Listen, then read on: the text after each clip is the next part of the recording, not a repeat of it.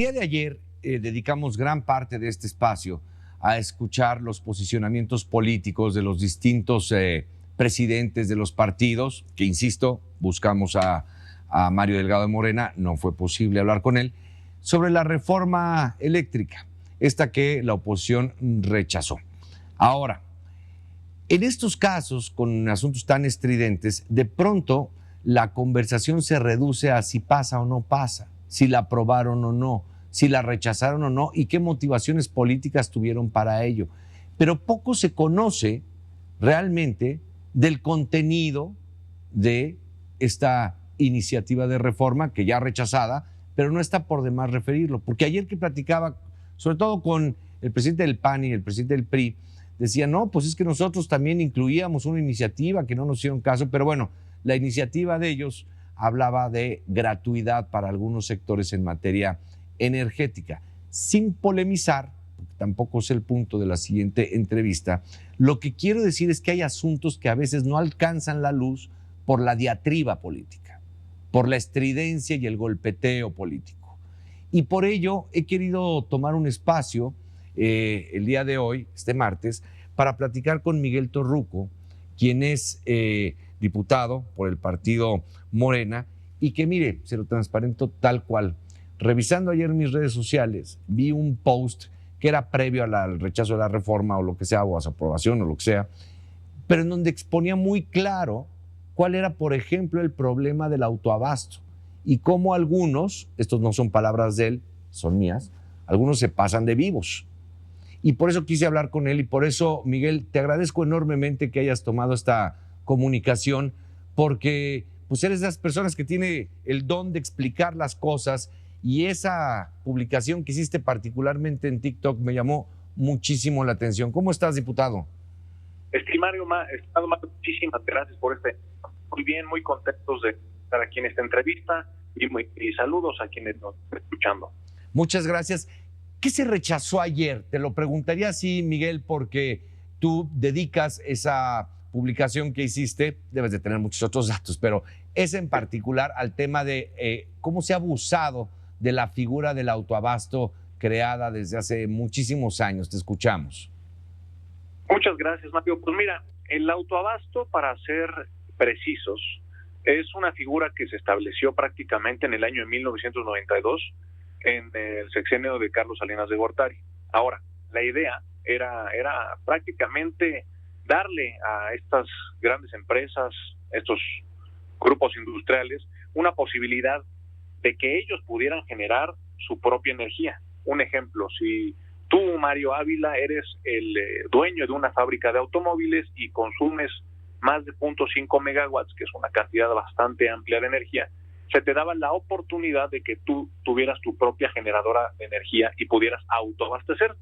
Eso suena bien, aumenta tu productividad y hasta ahí va bastante bien. El gobierno de México otorgó prácticamente alrededor de 239 permisos de autoabasto. Estos permisos son a diferentes empresas, grandes empresas que ya dije que consumían más del 0.5%, de más de 0.5 megawatts. Ahora, por ende, si había 239 permisos, debería de haber 239 consumidores.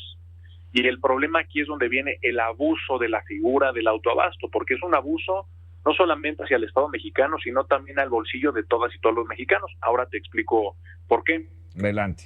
Aquí es que desde aquella reforma del 2013 de Peña Nieto, pues permitió de cierta forma una manera, como ya dijiste y lo repito, una manera muy mañosa de que varias empresas, diversas empresas que no generaban energía, se colgaran de la figura del autoabasto. En español, si de esas 239 empresas generadoras de autoabasto, pues deberían de haber 239 clientes, cuando en realidad aquí viene el dato duro, el dato triste, el dato que abusa a la ley mexicana, es que no hay 239 clientes, hay 77,740 y tantos. Es decir, que hay 77,000 clientes que se cuelgan de los centros de autoabastecimiento. De esta forma, ellos pagan mucho menos en sus recibos de luz, y es donde doy mi ejemplo en TikTok, los Oxxos, porque fue un tema que se hizo muy abierto. Y polémico, Entonces, sí. Muy polémico. Pero ¿por qué pagan mucho menos estas empresas, estas 77,000 empresas en su recibo de luz? Y hay un promedio, por ejemplo, hay los Oxxos que se conectan 24 horas, los 7 días de la semana, que tienen sus congeladores, los anuncios de luz, andan pagando alrededor de 300, 400, 500 pesos bimestrales. Eso es un abuso total. Ahora, estas 77,000 empresas, entre ellas Oxxo y hay muchas más, está también Bimbo, Kimberly-Clark, etcétera, etcétera, simulan ser socios de los centros de autoabasto, o sea, simulan ser socios de estas 239 empresas. ¿Cómo? Y en mis redes sociales publicaré un contrato de sociedad por $1.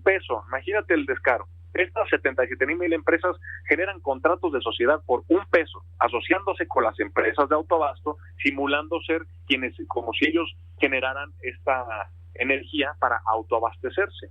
Y esto los hace legalmente acreedores por $1. Es un abuso total. Cuando una empresa de autoabastecimiento genera su energía a base de la quema de gas o de paneles solares, sube su energía también a la red de la CFE, porque también es muy importante decir esto, aparte de que pagan menos, suben la energía, las empresas de autoabasto suben esta energía a la red de la CFE, y estas empresas de autoabasto utilizan la infraestructura, obviamente aquellos cables de luz que vemos en las calles, a la infraestructura de la CFE, lo que hace que cuando se distribuya la energía del punto A al punto B, del punto A de generación al punto B de consumo, pues genera de cierta forma un desgaste a la red de la CFE. Sí. Este uso se llama una tarifa de porteo. Ellos pagan una tarifa de porteo mucho menor que la que paga la misma CFE, trasladando su energía de un lado a otro, y utilizan esta red de distribución. La tarifa de porteo es prácticamente, en español, es el costo que pagan estas empresas para usar la red de distribución de la Comisión Federal de Electricidad para mover la energía, como ya lo comenté, del punto A al punto B a lo largo y ancho de la República Mexicana.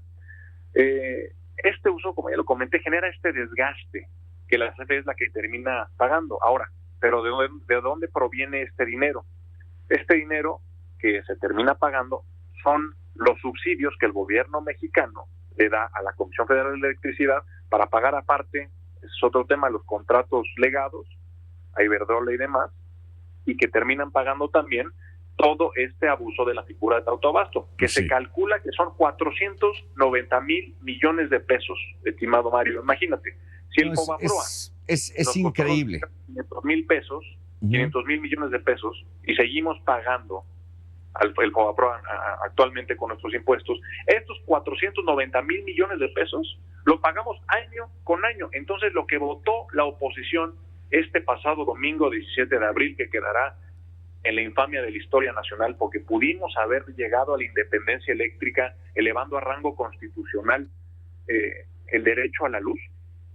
Simplemente esos 490,000 millones de pesos pudieron haberse ejercido para seguir subsidiando al pueblo de México, no a las empresas extranjeras, sino subsidiar al pueblo de México y de esta forma bajar realmente el precio de la luz.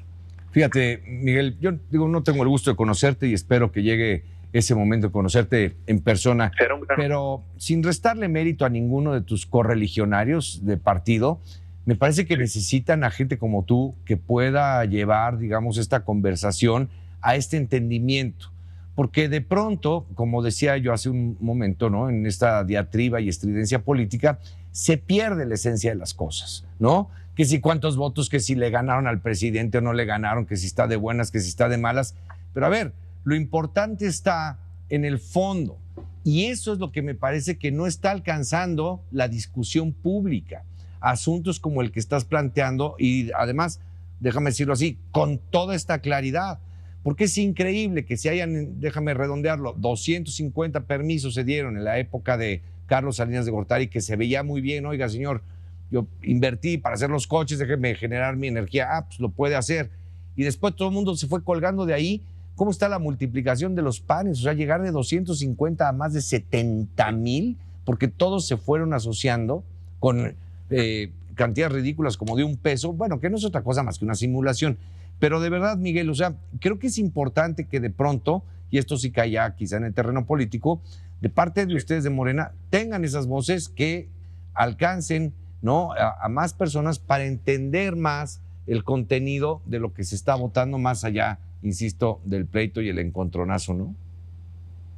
Así es, estimado Mario. Y como comentas, la esencia del Parlamento es la discusión por medio del debate.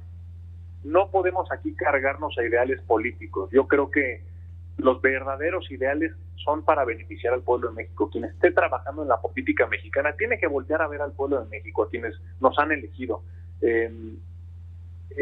Lo que me ha tocado vivir, porque pues llegué al Poder Legislativo con mucho entusiasmo, pero me ha tocado vivir que pues falta debate por parte de todos, pero más que nada, lo que me sorprende y me encantaría que bueno, si se pudiera citar, el coordinador del PAN, no recuerdo su nombre en este momento, sí, pero el coordinador de la bancada de la Acción Nacional, nos dio la razón prácticamente. Jorge Romero nos dio... Así es Jorge Romero, sí.